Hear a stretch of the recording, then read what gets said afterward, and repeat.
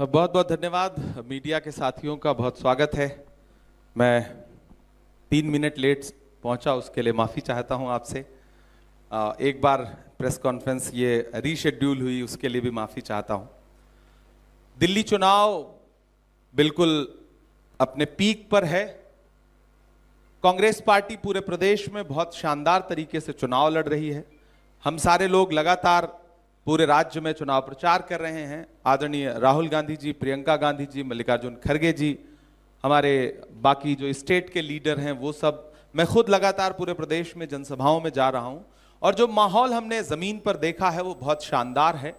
लोग आम आदमी पार्टी की सरकार से ऊबे हुए हैं और आज इस प्रेस कॉन्फ्रेंस में मैं आपके बीच में हाजिर हूं। आपके सवाल तो होंगे ही, लेकिन मेरे भी कुछ सवाल हैं जो इस सरकार से हैं।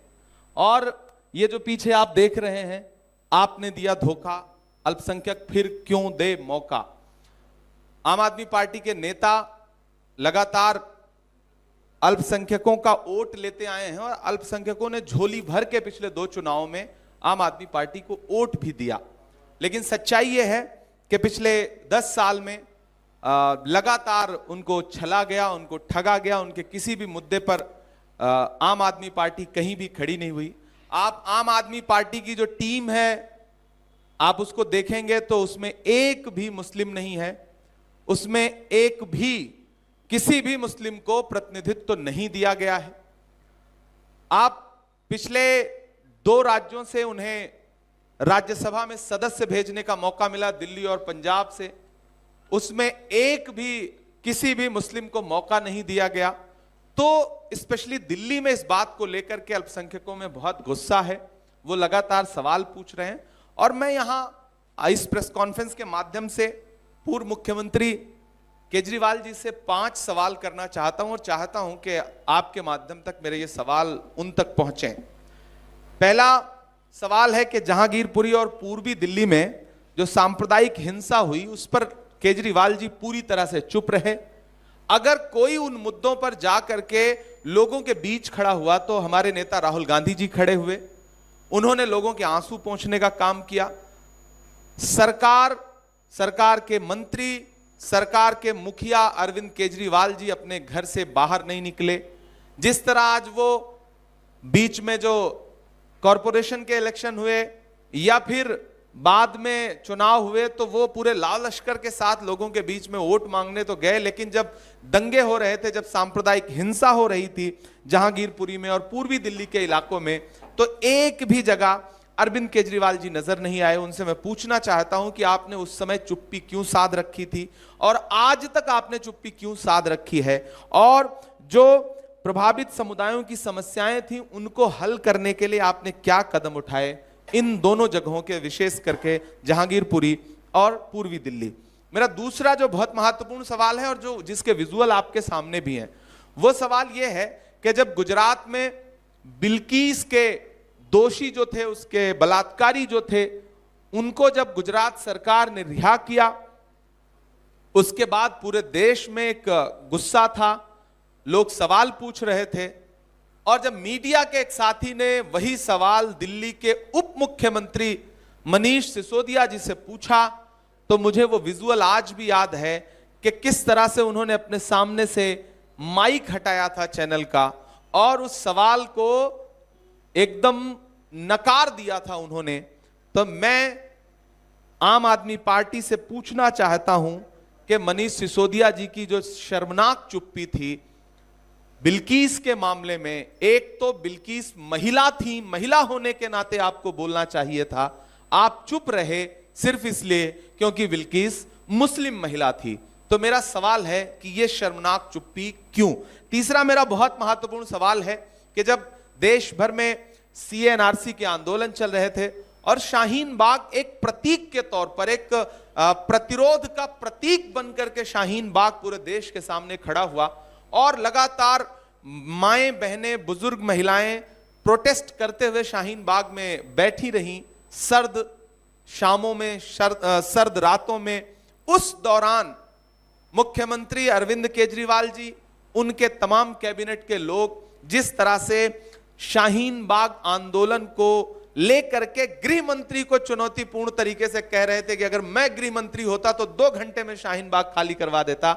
इससे उनकी मंशा पता चलती है, इससे वो हाशिए पर मौजूद किसी भी समुदाय के लोकतंत्रात्मक तरीके से प्रतिरोध के अधिकार का मखौल उड़ाते हुए दिखते हैं। मेरा सवाल है कि आपकी वो चुप्पी क्यों थी? आप क्यों उस आंदोलन के विरोध में थे जबकि वो अपने अधिकारों को लेकर के किया जा रहा एक आंदोलन था?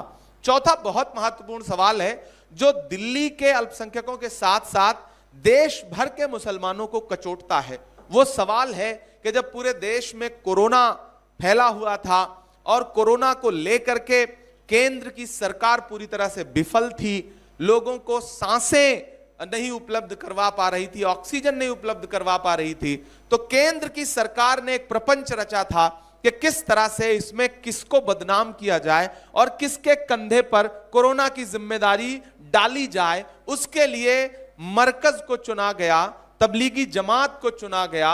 और मुझे कहते हुए बहुत अफसोस है कि केंद्र सरकार की उस मंशा में अरविंद केजरीवाल जी और उनकी पूरी सरकार साथ में शामिल थी। और जिस तरह से दिल्ली राज्य सरकार के बुलेटिन निकलते थे, उनकी तरफ से जो नोटिफिकेशन जारी होता था, उसमें कोविड पेशेंट के साथ साथ मरकज का जो अलग से एक कॉलम देश के सामने उन्होंने रखा, उससे पूरे देश में तबलीगी जमात को और मरकज को लगातार नफरत का सामना करना पड़ा, बदनाम होना पड़ा। बाद में वो सारे आरोप जो है वो झूठे निकले। तो मैं अरविंद केजरीवाल जी से पूछना चाहता हूं कि केंद्र सरकार, नरेंद्र मोदी जी की सरकार की जो मंशा थी एक समुदाय विशेष के खिलाफ कोरोना के दौरान, उस मंशा में आप जिस तरह से आगे बढ़कर के 2 कदम आगे बढ़ के, भाजपा से भी आगे बढ़कर के आपने मरकज को बदनाम करने की साजिश की, वो क्यों की? और फिर आप किस मुंह से दिल्ली राज्य के मुसलमानों के बीच में वोट मांगने की हिम्मत जुटा पा रहे हैं? मेरा एक और अंतिम सवाल है कि आपके विधायक नरेश यादव को कुरान शरीफ की बेअदबी के मामले में सजा हुई, जो एक बहुत गंभीर चिंता का विषय था कि एक चुने हुए जनप्रतिनिधि पे एक धार्मिक ग्रंथ की बेअदबी का मामला बना और कोर्ट ने बाकायदा सजा दी। आखिर तक आम आदमी पार्टी उसके साथ खड़ी रही, उसको टिकट दिया गया और जब बहुत व्यापक पैमाने पे विरोध हुआ तब जाकर के उसका टिकट काटा गया। तो मैं पूछना चाहता हूं अरविंद केजरीवाल जी से कि आपको मुसलमानों के धर्म ग्रंथ को अपमानित करने वाले, उसकी बेअदबी करने वाले इंसान से इतना प्यार क्यों था? यह मेरे सामने राज्यसभा की लिस्ट है, आम आदमी पार्टी द्वारा राज्यसभा में भेजे गए लोगों की लिस्ट है। इसमें एक भी मुसलमान अब तक आम आदमी पार्टी ने राज्यसभा में नहीं भेजा है।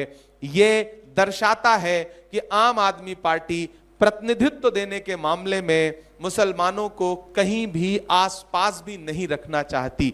ये मेरे कुछ सवाल थे। मैं पूरे प्रदेश में जा रहा हूं, लोगों में गुस्सा है, लोग अलल ऐलान आम आदमी पार्टी से ये कह रहे हैं कि किसी भी मौलवी से या के साधु से न छूटेगा, मदारी के किसी करतब से जादू से न छूटेगा, सफाई कर रहे हो तो जरा दामन की भी कर लो, हमारे खून का धब्बा है झाड़ू से न छूटेगा।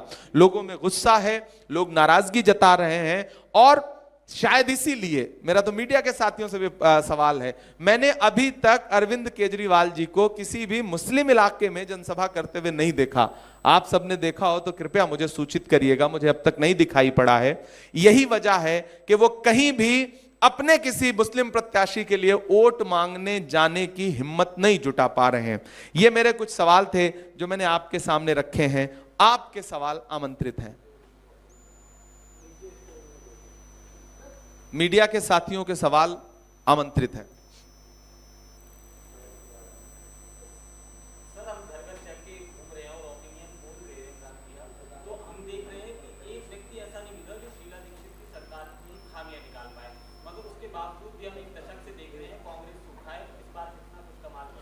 देखिए 2013 में एक प्रपंच रचा गया जंतर मंतर और देश की रामलीला मैदान में, राजधानी के रामलीला मैदान में एक व्यक्ति को एक प्रतीक बना करके बिठाया गया और उसके बाद उसके पीछे जो फोर्स काम कर रही थी वो आरएसएस की थी, वो भाजपा की थी, वॉलेंटियर आरएसएस और भाजपा के थे, और प्रतीक बनाए गए अन्ना हजारे। और उस पूरी साजिश में डॉक्टर मनमोहन सिंह साहब को और शीला दीक्षित को बदनाम करने की जो साजिश थी उसमें मीडिया ने भरपूर साथ दिया, जिसका कारण यह हुआ कि मुझे लगता है कि सदी के सबसे शरीफ प्रधानमंत्री का जो चरित्र हनन अरविंद केजरीवाल और उनकी टीम ने किया था, स्वर्गीय मनमोहन सिंह साहब के बारे में, शीला जी के बारे में जिन जिन शब्दों का इस्तेमाल किया था, मुझे लगता है कि प्रकृति ने अब जाकर के कहीं न्याय किया।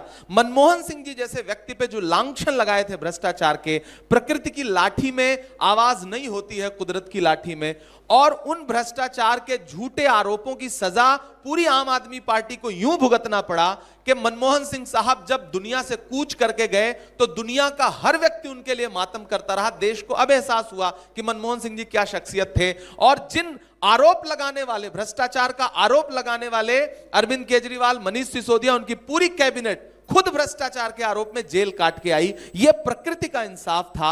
ऊपर बैठी डॉक्टर मनमोहन सिंह साहब की रूह और शीला दीक्षित जी की रूह जो है वो मुझे लगता है दिल्ली वासियों की तरफ देख रही है, और दिल्ली की जनता इस बार जरूर उनकी रूह के साथ इंसाफ करेगी।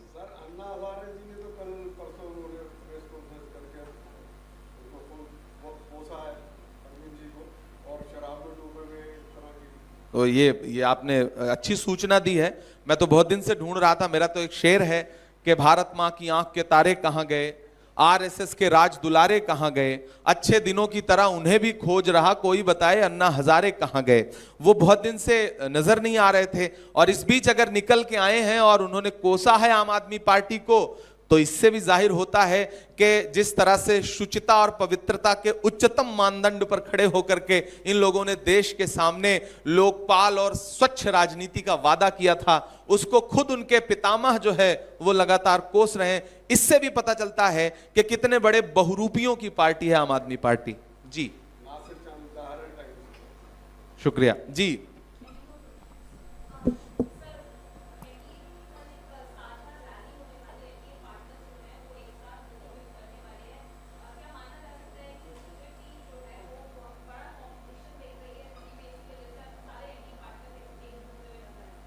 देखिए, एनडीए का पूरा कुनबा, एनडीए की चुनाव लड़ने की अपनी एक रणनीति है। जाहिर सी बात है वो चुनाव को गरमाने के लिए इस तरह का अपना तामझाम करते हैं, और ठीक है, उनकी अपनी रणनीति है, हम उस पर कोई टिप्पणी क्यों करें।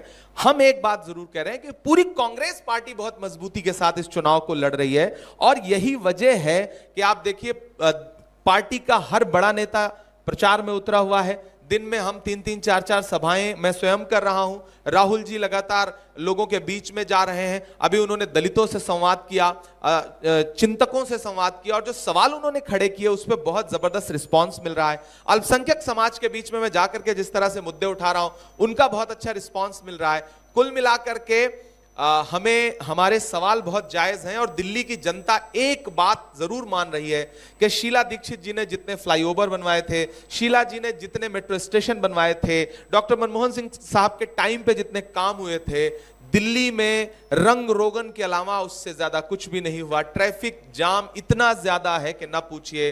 केजरीवाल जी की खांसी सही हो गई, पूरी दिल्ली खांस रही है। प्रदूषण इतना ज्यादा है। भाजपा ने नफरत का माहौल बनाया, नफरत से हवा को जहरीला किया। आम आदमी पार्टी ने प्रदूषण से हवा को जहरीला किया। दोनों बराबर के गुनहगार हैं दिल्ली को बर्बाद करने में। दिल्ली की जनता को दोनों से बदला लेना है। ओके?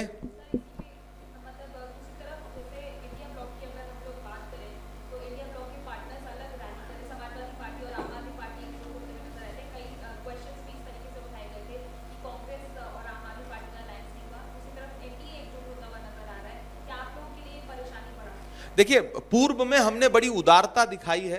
राहुल गांधी जी एक ऐसे व्यक्ति का नाम है, कांग्रेस पार्टी एक ऐसी पार्टी है जिसने लोकतंत्र और संविधान को बचाने के लिए अपना भी नुकसान करके उदारता दिखाई है पूर्व के चुनाव में।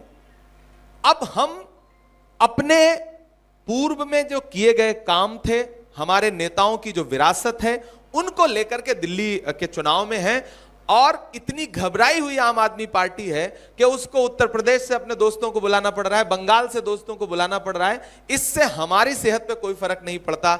मैं किराड़ी गया चुनावी सभा करने के लिए, उसके एक दिन बाद 2 दिन बाद उन्हें अखिलेश यादव जी को वहां ले जाना पड़ा। मैं जंगपुरा गया, बाद में उन्हें अपने सांसदों को ले जाना पड़ रहा है। धर्मेंद्र यादव जी वहां जा रहे हैं, तो ठीक है, वो मित्रता निभा रहे हैं। हम अकेले इस स्थिति में हैं कि हम दिल्ली में बहुत मजबूती से चुनाव लड़ रहे हैं। हमारा कार्यकर्ता जो पूर्व में गठबंधन से दिल्ली में कहीं ना कहीं थोड़ा सा सुस्त हो गया था, वो बहुत मजबूत होकर के दिल्ली में चुनाव लड़ा रहा है। हमारा कैडर खड़ा हुआ है और एक बार फिर से हम शीला दीक्षित जी वाली दिल्ली वासियों को देने का वादा कर रहे हैं और लोग हम पर भरोसा जता रहे हैं।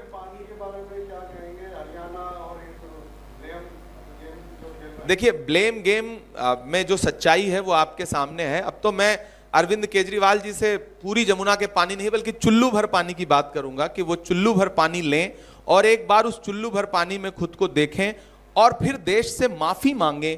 जो आरोप उन्होंने शीला दीक्षित जी पर लगाए थे, वो उसी चुल्लू भर पानी को हाथ में लेकर के एक बार डॉक्टर मनमोहन सिंह साहब के मामले में देश से माफी मांगे। कांग्रेस को लेकर जो आरोप उन्होंने लगाए थे उससे पूरे देश से माफी मांगे, क्योंकि वो सारे आरोप, चाहे वो डॉक्टर मनमोहन सिंह साहब के बारे में हो चाहे शीला जी के बारे में हो, सारे झूठे साबित हो चुके हैं। तो मैं चुल्लू भर पानी की बात करूंगा। कल 7-8 आम आदमी पार्टी के जो विधायक थे, उन्होंने छोड़ी आम आदमी पार्टी, इस्तीफा दिया है, वो आपके संपर्क में नहीं, वो आपको ज्यादा जानकारी होगी कि किसके संपर्क में है, क्योंकि मीडिया का ये काम है।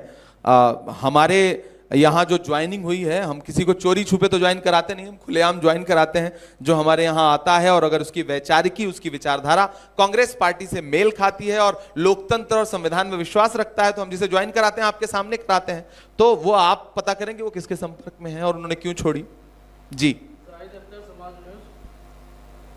क्वेश्चन ये है कि मुस्लिम तबका में खास करके ये भ्रम फैला हुआ है कि अगर हम आम आदमी को वोट ना दें, हो सकता है बीजेपी कहीं निकाल ले जाए, तो इसको आप कैसे दूर कर सकते हैं? देखिए, मैं जो ये भ्रम फैला है, मैं आपके माध्यम से चाहता हूं कि मुस्लिम समाज के लोगों को एक बात समझना पड़ेगा कि आप जिसके डर से आम आदमी को वोट देना चाहते रहे हैं पूर्व में, दरअसल वो बिल्कुल बीजेपी के जितने भी मुद्दे हैं उस पर तो बीजेपी के साथ खड़े हैं ना। वो बिल्किस के मामले पे कुछ बोल रहे हैं, नहीं बोल रहे हैं।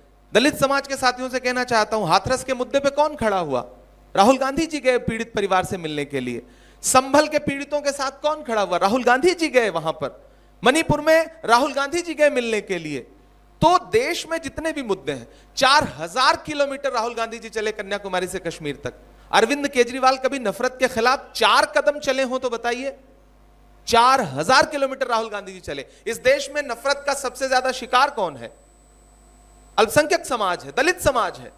ऐसे में अगर आपके मुद्दों पर राहुल गांधी खड़े हैं, संभल के मुद्दे पर राहुल खड़े हैं, अगर आपको यह लगता है कि हाथरस के मुद्दे पर राहुल जी खड़े हैं, अगर आपको लगता है कि दिल्ली दंगों में लोगों के आंसू पहुंचने के लिए राहुल गांधी खड़े हैं, अरविंद केजरीवाल जी तो यहां भी निकल करके लोगों के साथ नहीं आए ना, सामने नहीं आए। पूर्वी दिल्ली में एक भी दौरा किया उन्होंने उस दौरान, तो आप बताइए। तो मैं मुस्लिम समाज के लोगों से यह कहना चाहता हूं कि असल मुद्दों पर आपके लिए कांग्रेस पार्टी खड़ी है। आप इस मुगालते में मत रहिए। जो भाजपा है वही आम आदमी पार्टी है। वैचारिकी के रूप में आरएसएस की गोद से निकली हुई दोनों पार्टियां हैं।